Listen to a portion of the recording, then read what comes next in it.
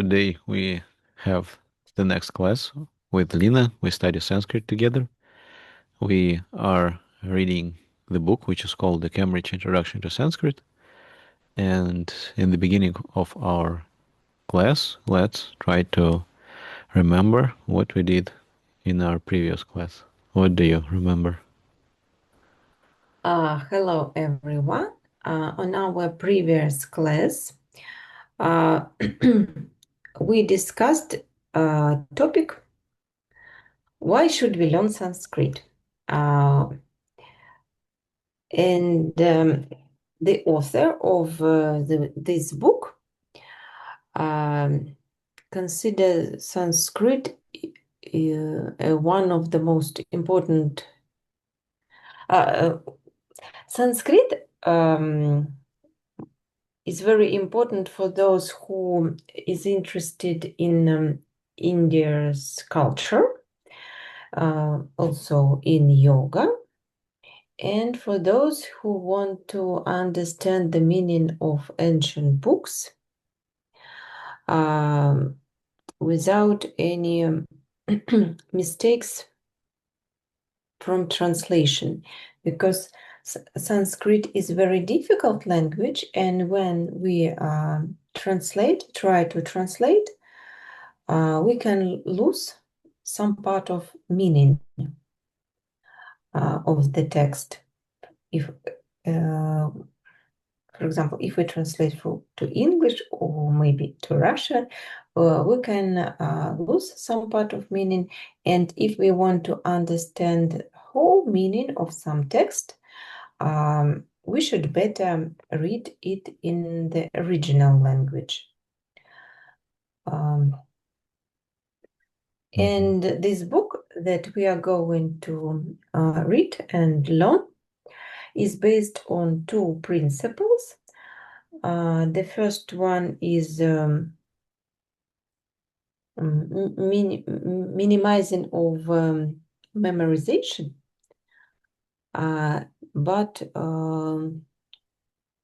doing best for understand, for example, some grammar rules, and maybe some rules are explained at the example of English grammar.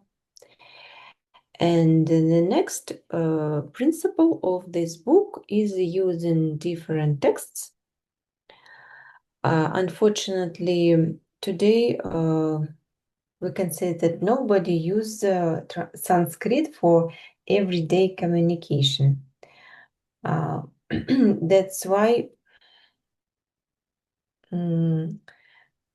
almost all texts in Sanskrit are from literature, and they are polished. They are very like a poetry, and it is not an everyday language, words, not everyday speech, but the author of this book has made some pieces of text in Sanskrit by himself, and he will give it in some chapters.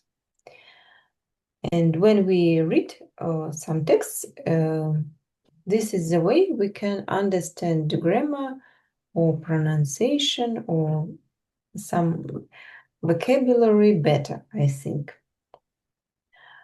And this is how we can.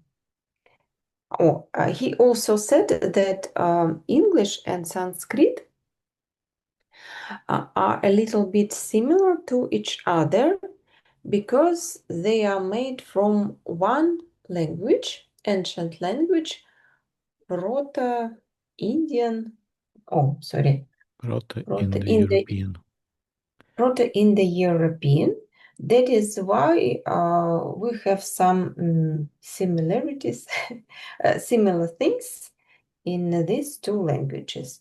That is why some grammar rules of Sanskrit are explained in the example of English.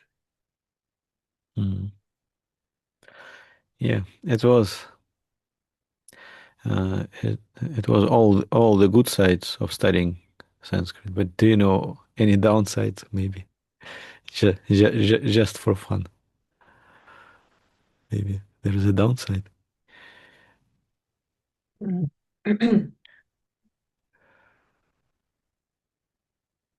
It's more Mm. difficult than English. I think this Yes, this is the only downside. I think that English is the easiest language because Yes. everybody on our planet, mm, not everybody, but a lot of people use this language. This is why this language must be easy. It must be easy. Mhm. Okay, so I think we'll continue studying. Mhm. Um, can you see my screen? Mhm. I think we finished somewhere here. How to use this book? Yes, how to use this book. Okay, let's read And notes for here the teachers. notes for teachers. All undergraduate level course for complete beginners, that means 4 to 5 times a week, will take about 1 academic year to walk through this book. From around chapter 34 on, material is introduced that will be encountered less frequently when reading Sanskrit texts, rather than covering in the introductory year. One may thus consider coming back to it whenever a specific form or construction is first encountered in an intermediate reading course. Mhm. So, So it's very interesting about the first sentence. The book Mhm, is intended to be covered uh, over one academic year if we meet 4 or 5 times a week. So if we mhm. meet once a week, it will take four to A little five bit years. longer. Yes. Okay. Anything Mhm. you want to So say? what? Nothing to add. Mm-hmm. Mhm. The book attempts to be as detailed as possible, partly so that students who wish to use it for self-study can do so.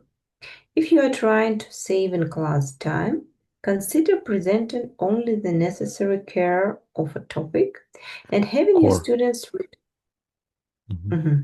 core of a topic, having your students read up on the surrounding information, such as links to already introduced material or historical details at home. Mm-hmm. So we can make the studying process a little bit faster How? if we just if I do some like of homework, Mm-hmm. reading links, but something like that. There are more exercises included in this book that can be covered in a normal 1 year course. This was done so that whenever something proves difficult, a student should be able to find as many exercises as they need to understand new material. Whenever new material has been mastered, an exercise may simply be left uncompleted. So there are some exercises in this book, and there are additional exercises that can be covered. Yes, the amount of exercises is extensive, and we do Mhm, not need to cover absolutely all the exercises if you have already understood everything. This is mhm. the meaning. I hope so. Mhm.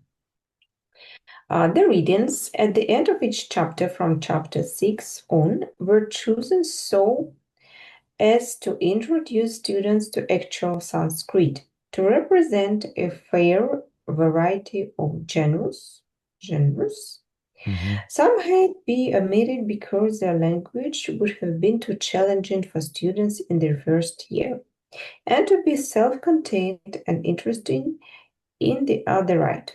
Often they contain material that is systematically introduced only in the following chapter. Thus, consider doing the readings one of a chapter when you're already going through the material of the text. On the So, next. Mhm. the next. So, the readings in this book were chosen to introduce students to actual Sanskrit Mhm. and to show them the variety of genres So, and to be are you supposed to know all the words in the readings to understand or to do the exercises? To know all the rules that are implemented in the readings to not accomplish the no exercises? maybe some rules will be explained later. Yes, so even like in maybe in the English speech or in Russian speech, you do not need to understand absolutely every single word to understand the meaning, for example. And Mhm. to complete some exercises, it's not necessary to understand absolutely everything about this exercise, about what is said in the reading. The point of reading is just to study how to read, maybe, not to understand absolutely everything. Mhm. Okay, some or all of the sandhi. And what is sandhi? Sanhi means when two letters coalesce. Two letters Uh-huh. come together and Mhm, become a new letter. For example, A and A short come together and they become one long A. mhm, Or, I don't know, Sat and Chit becomes Sach, Chid. mhm. Is a, Okay. is a characteristic feature of Sanskrit. Mhm. Some or all of the sandhi in the recent passages up to chapter 16 has been removed. Note that this makes them unmetrical. The same applies to various passages to have been slightly changed so as to make them intelligible to students at that point. The changes have been made is indicated by means of an X. n x. X. So Is it clear? Or, Sandhi or, was removed or up to needs chapter explanation? 16. No. Yeah, Sandhi is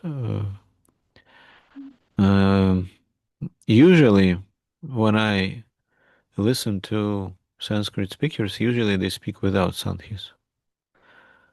Sandhis is a special feature of maybe written text.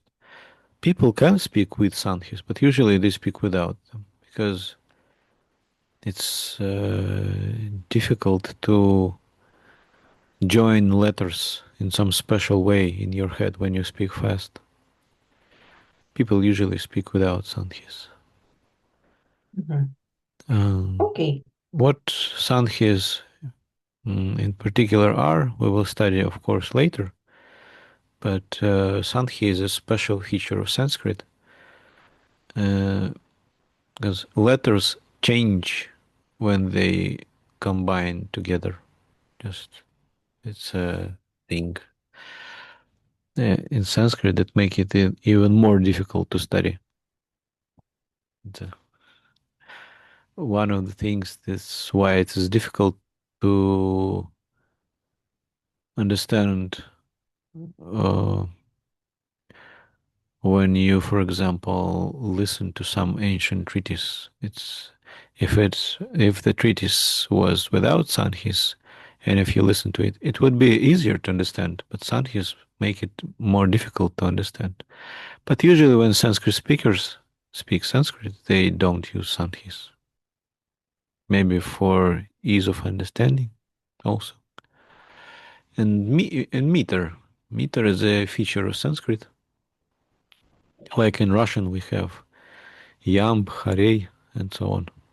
We have some meter in verses. I don't know. Does English have something like this? Maybe some meter? I don't remember Maybe, actually. maybe. And you like verses are written with a certain number of syllables in each line. And if you sort of unravel the sankhis, like you untangle them, the number of syllables is different. So the meter is broken.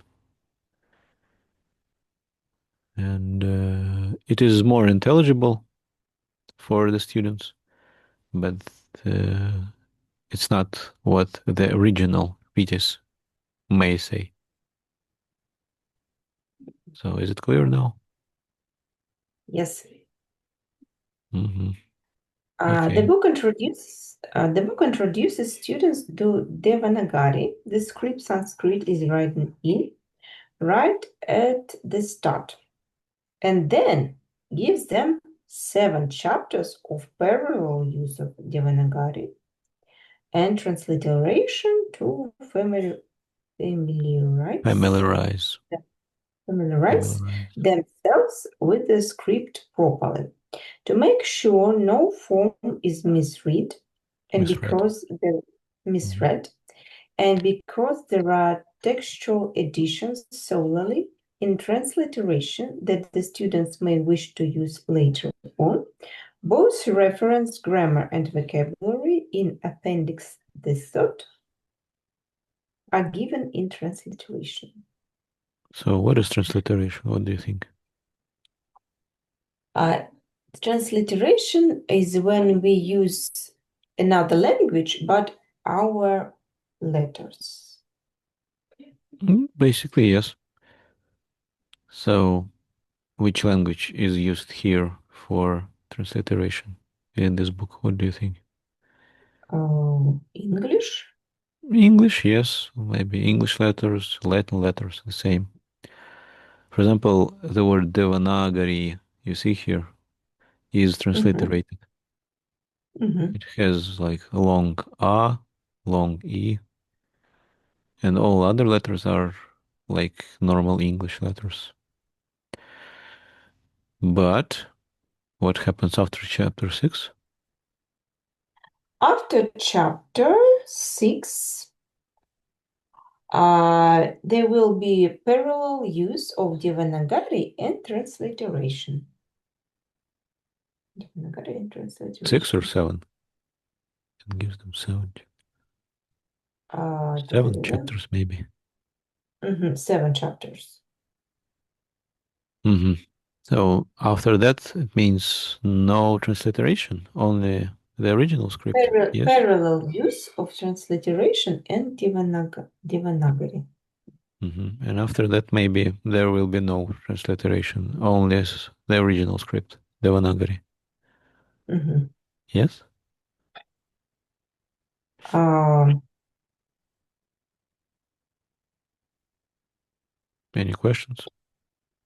no, no questions. So, can you uh, recap what notes for the teachers have we studied?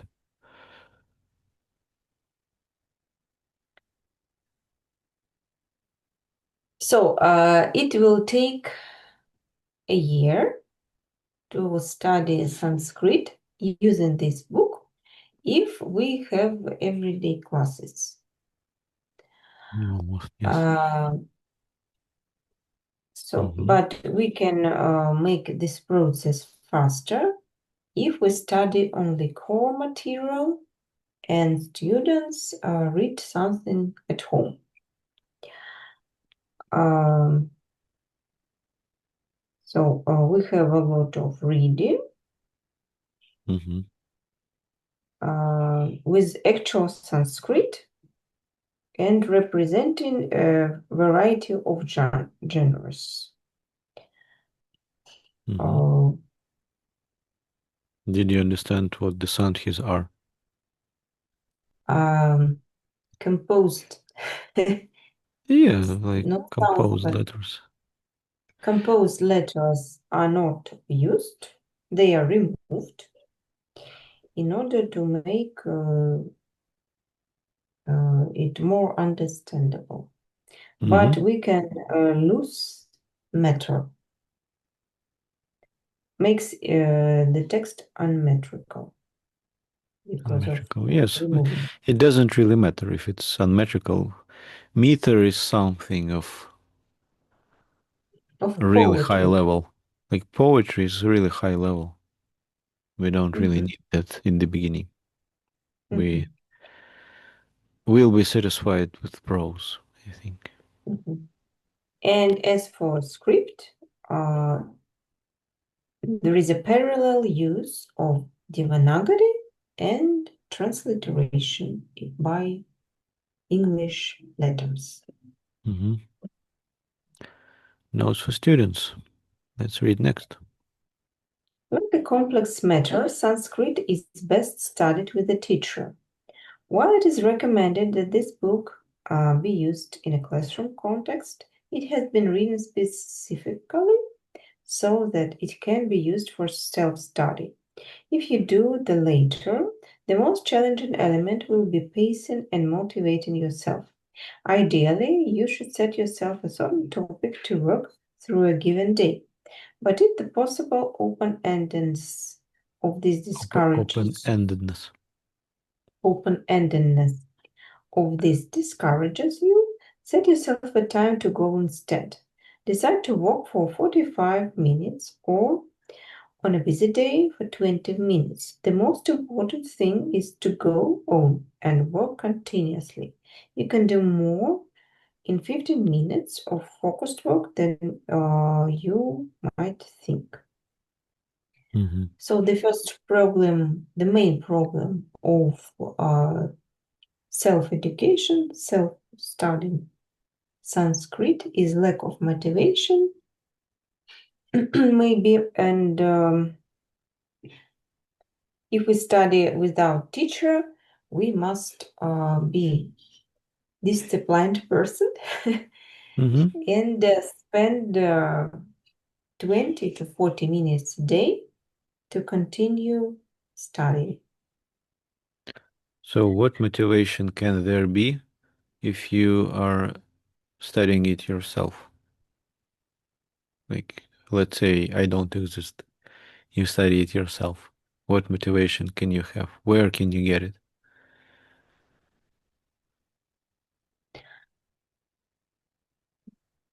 Maybe if I try to read Yoga Sutra Patanjali in the original language, and this way, step by step, I will use my knowledges Basically, also, motivation, as I think, motivation comes if you see the positive result. If you see, and it will be a positive result. if you I can see read. that you don't remain on the same spot, but slowly you go up the stairs and you set up your stair yourself. Like at this time I will achieve that. At this time I will achieve this. If the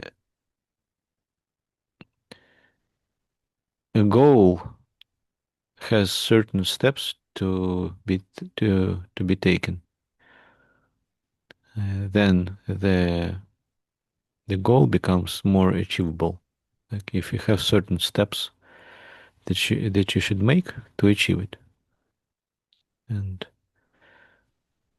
so if you uh, just don't say like I wanna know Sanskrit, but you say like, and by this time I need to know what sandhis are. By this time I need to know how to conjugate verbs. By this time, I want to know this and that. By this time, I want to be able to read simple texts. And you measure, like, have you achieved it by your standards? You have set yourself a time by which you can achieve it, and you can measure, have you already done it? So, and you need to see the progress. If you see the progress, your motivation grows. And what do you think the teacher should do to keep you motivated?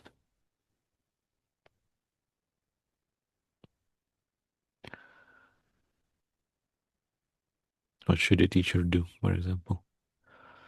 What do you think? To remove the obstacles on my way. Mm-hmm. Move the obstacles. The teacher, as I see it, may force you to attend classes on certain time, even if you maybe you yourself would skip like some class if you studied on your own. Maybe I can skip. I have more important tasks to do. I need to wash the dishes, maybe, and I don't need time for Sanskrit. But the teacher might force you to attend the classes on a certain time and date, maybe. And the teacher might show you your progress. Maybe you yourself are not able to see it, but the teacher might tell you this you could not do before our class, and now you can do this after our class. So our class was not in vain. Our class had some meaning. This is how a teacher might motivate students to see that they progress. They don't remain on a single spot. Do you agree? Yes, I agree. Mm-hmm. So before you start using this book, Live through it. Read this chapter towards the end of the book and make a note of a resource available to you there. Most importantly, there are lists of conjunct, consonant, sandhi forms, and vocabulary that you will make reference to quite regularly. They are marked with separate gray tabs in the margins, but you may further margins. want to add Margins. margins, but you may further want to add a sticky note or other bookmark. Directly preceding them, there are introductions to the Sanskrit texts from which this book presents excerpts. Excerpts. Uh, Excerpts. excerpts. Do you know this word? As well as Excerpts. no. Excerpts means not the whole text, but some passages. You just extract some small text. It becomes an excerpt. Mhm. If you don't know some word, just don't be shy. You can ask, what does it mean? You just don't need. I understand the whole meaning and I can suppose. Mm, Mhm. Um, as well as brief overviews of Sanskrit metrics, Sanskrit grammatical terminology, and Vedic Sanskrit. Older than the classical Sanskrit, this book introduces you to, as well a reference list of all text page passages cited in this book. These like it. later provide supplementary information that is I'm, not crucial. I'm running out of time. Um, how can I see how many minutes left?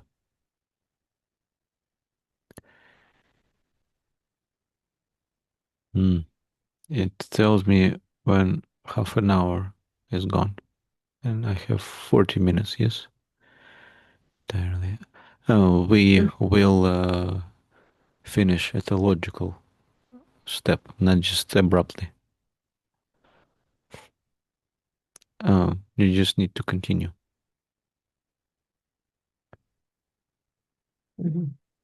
Did I interrupt you? Так, сейчас, секундочку.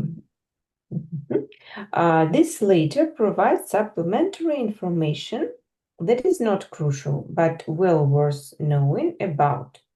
The grammar you study doesn't stem from a context-less vacuum after all. They are likely to prove especially useful towards the end of your basic studies. So we have some recommendations of using this book. First of all, we should read this chapter and go to the end of this book. And there are some resources, list of conjunct consonants, sandhi, forms, and vocabulary. And we will use these lists, this information, and they are marked with the gray tabs in the margins.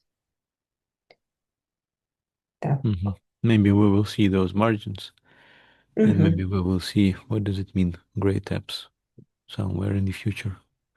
Do you know what does a leaf through it mean? Leaf through. Look through it, maybe. Look through it. Maybe. Yes, maybe. You just take the book and you do like this. Look, means leaf through. Okay. So, as you will see, this book contains a large number of exercises in both sentences and passages for translation. The exercises specifically review new forms.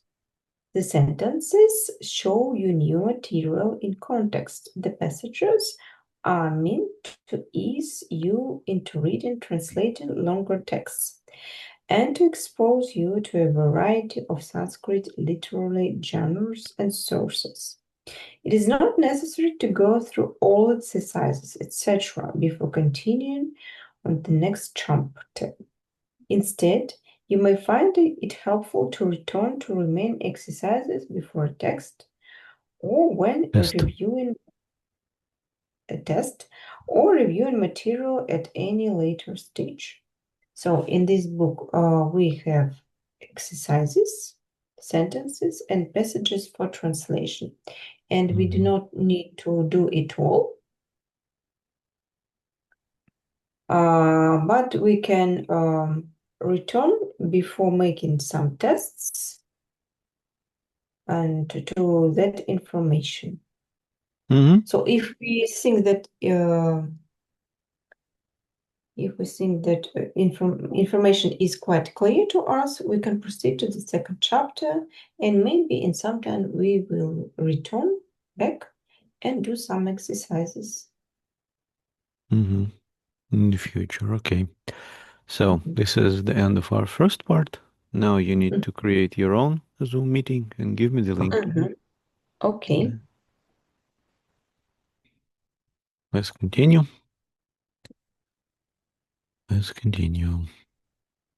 Study techniques. No matter how well one understands the patterns behind, for example, the numerous forms of Sanskrit nouns and verbs, the language will also remain memorization heavy. There are many different tricks and techniques that will help you manage the large amounts of forms that you will have to memorize. The most frequent of these is the use of flashcards.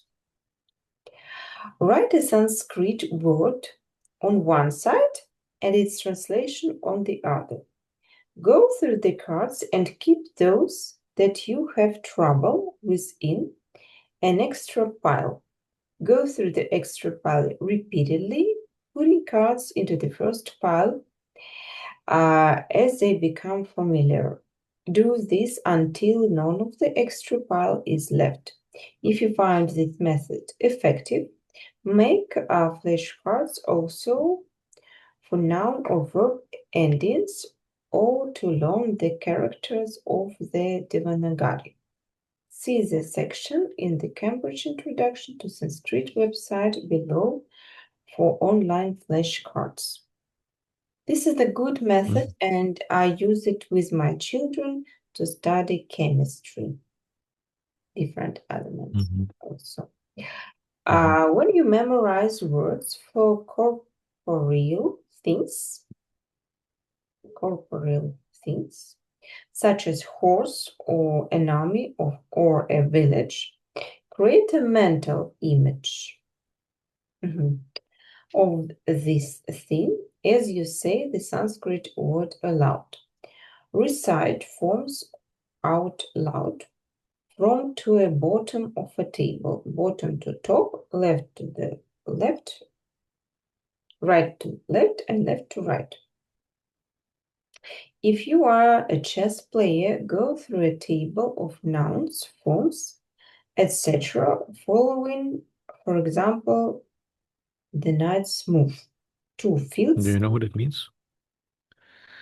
The knight in chess. It's a. Uh, is it a horse? I two think. fields in one field sideways. This is a horse. Mm-hmm. They call it the knight. Mhm. We call it a horse. What can if you have a visual memory, this is about me. I have a visual. Color code your tables. For example, by making a nominative case from blue, all accusative, Accusatives. accusatives red, Accusatives. all instrumental green, etc. Chapter 5 on nominate, accusative, etc. Perhaps you will find it helpful to make flashcards of verbs from different classes in different colors. 2. If you have any kind of recording device, record yourself.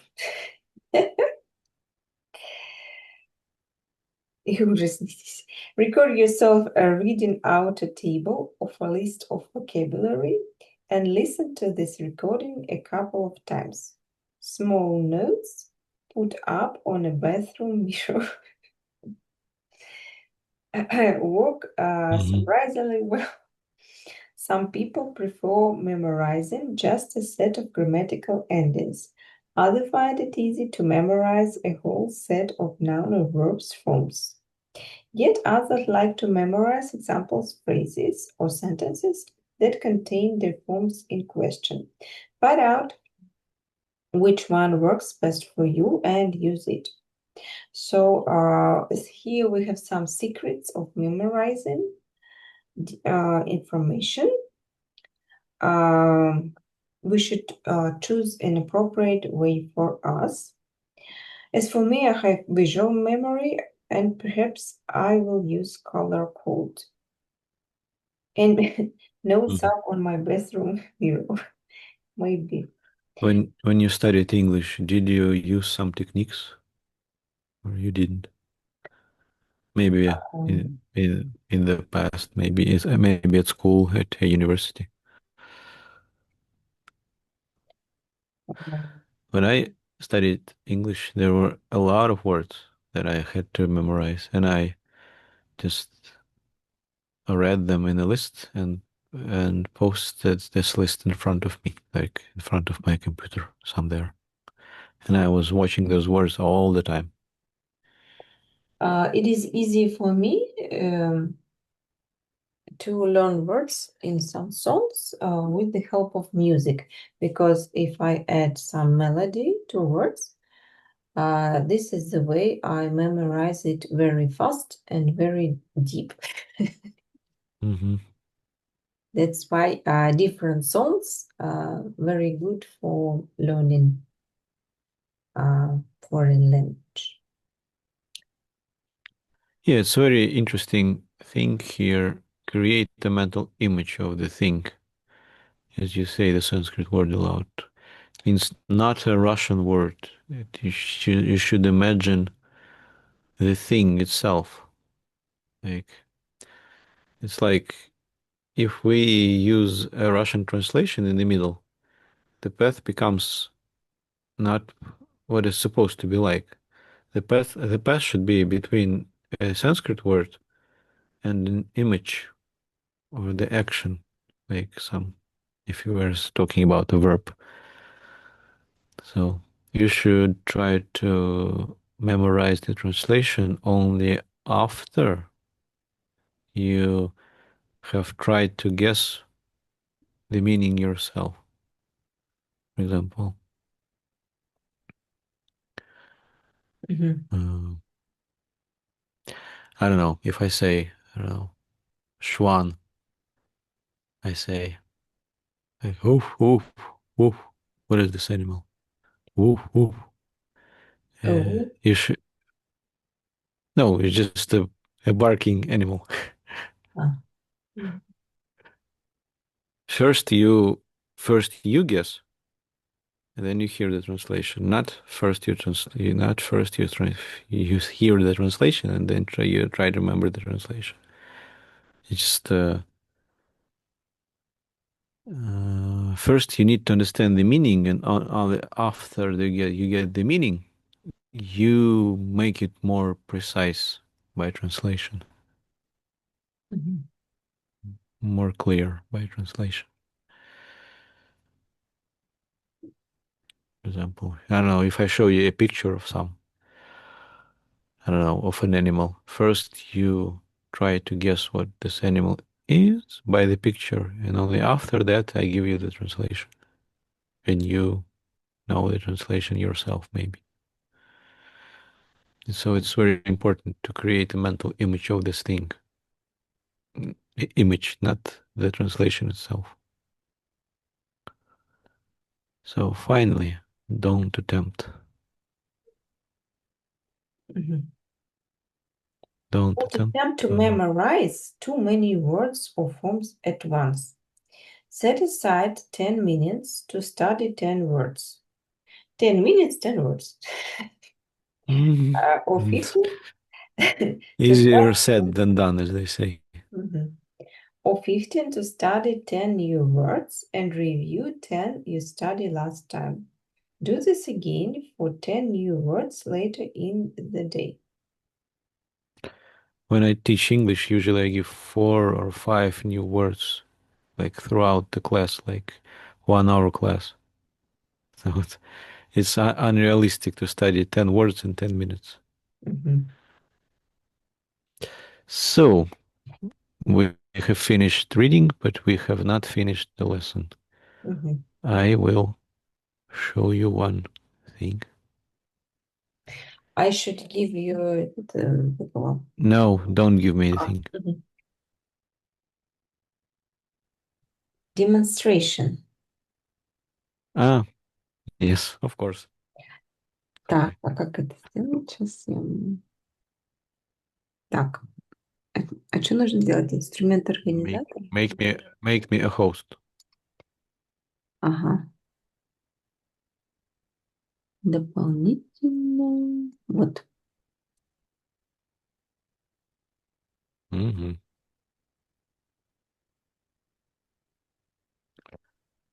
So this the website, which is recommended a little bit further on in this book. It's the site for studying letters, but uh, basically it's for Hindi. But the Devanagari is used both in Hindi and Sanskrit. It's the same script. Example, here are the vowels. Here are the vowels. If you uh, if you already wrote some letters or have written some letters, maybe you know some of them. For I have. example, can you guess how to pronounce it? А, Let's check. а, You're а. right. Мгм. You're right. So, can you guess this one? What do you think? Um, ah, it's a long Yes, it's a long I. You see, this vertical line is an indicator of long letter. It's a. It's like father. ah. Mhm. Let's guess. Can you guess with this one? Thomas E. E.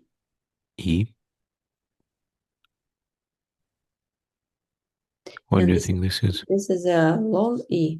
E, like a green. Feet. Yeah, sounds like E. E as in feet. Long E. Mm-hmm.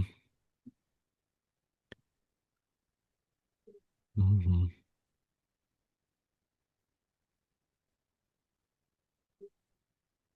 I So the will man try in to. the video explained how to pronounce R, and unfortunately, I didn't understand. So in French, we have R. In R, Russia, R, R, R, it's like in R. English, R.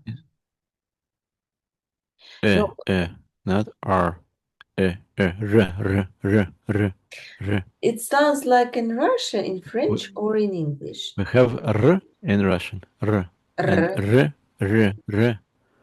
It's more like you try to say yo in Russian, but it's like R, R, R, R, R, R, Like I R. have some problems with my pronunciation in Russia, and it's like a R.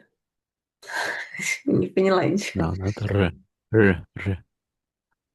Because we have two similar, almost similar letters. This is a vowel, and Ra, the letter Ra, R. it's a consonant. This is a vowel, and there is a consonant. Where is it? Where is it? Here. This is a Ra, The and sound it's R this is one. like in Russian, like in the word, там, не знаю, что, решетка. Ri. Ри. Or like in French, ri. Ri. Garçon. Okay. Let's stick to what this says. Ri. Ri. So what do you think this is? Uh,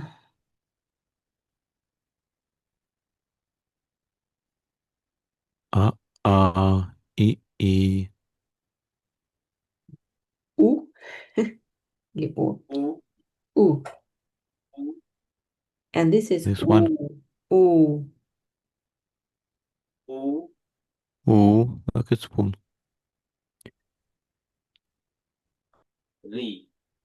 Ri. See, it's difficult to write it. Ri. Look how many curls it Mm. has. So, can you guess this one? Re. Ani. E. Mhm. Eh, Is something in between E and A? it's it's almost like Russian A. Mhm. like a Russian eh. So then What do you think second this is? is a long E. E. Nope, it's not long eh. Not long. Is already long.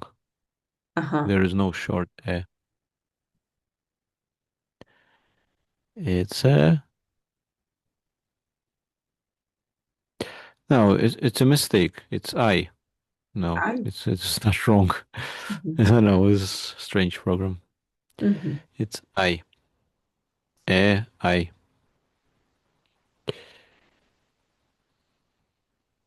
What do you think this is?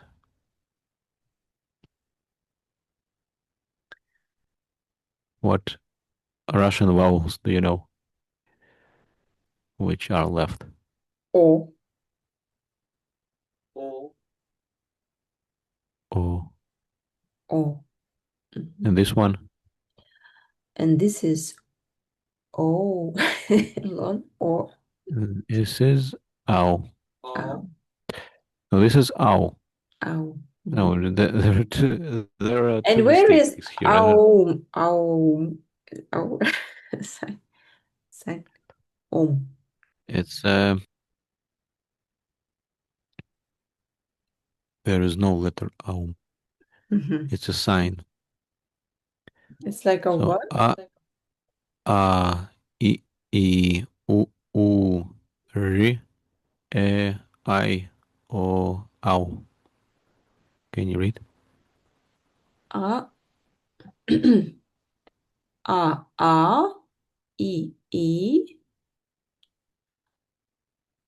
Так. U У. Ри. Нет. Ри. e Э. Ай. mhm, Ай. О. Оу. o О. o О. ow. Ау. Oh, backwards. Ow.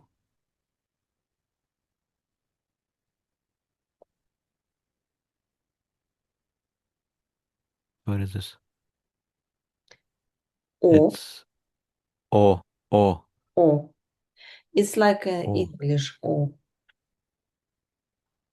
No, basically yes. In English we have o, more like o, but here it is o. It's more like Russian o. Ау. Мгм. Ow, o. This one,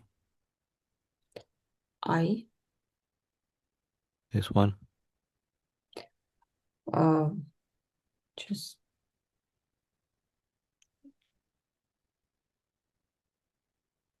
Э. Mm-hmm.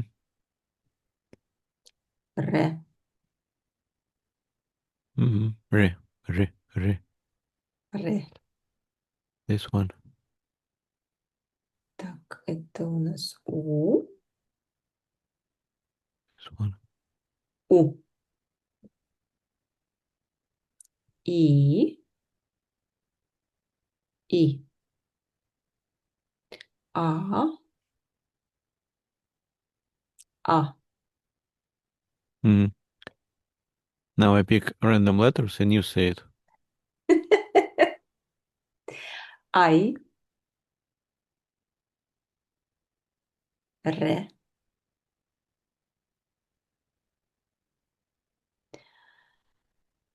Так.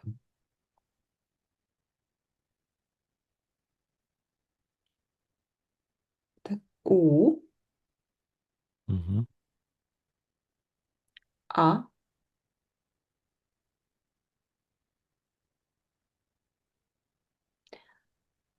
Оу. Ow. Ау. Ow. Ау. И.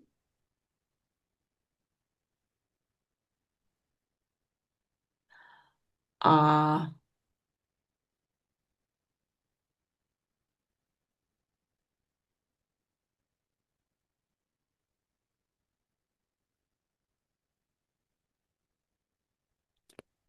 Uh, what is this? Hmm? This is О. Yes. Oh, it's more. It's a little bit longer. Like oh, О. oh. Okay, this one. Ре. R. This one. Э. U. Господи. У. Да. This one. Ау.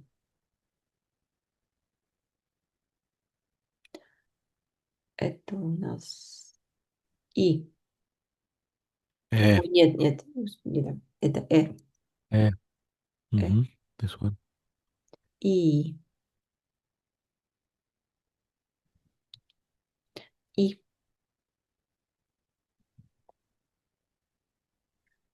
I.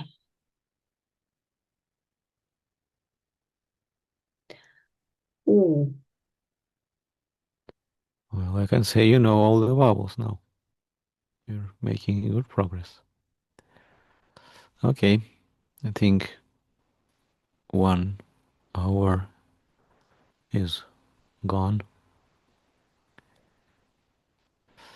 Okay, um, Thank you very much. we have finished our class and we will have next class in 1 week. Okay, you can stop the recording. Мгм. Так, а как я тут стоп? Ну ладно, я выйду, но сама закончусь. Там в more надо нажать и стоп рекординг. Ага. Ну ладно, что я не разобралась. Не получается. Ну ладно, спасибо большое. See you next week. Bye-bye.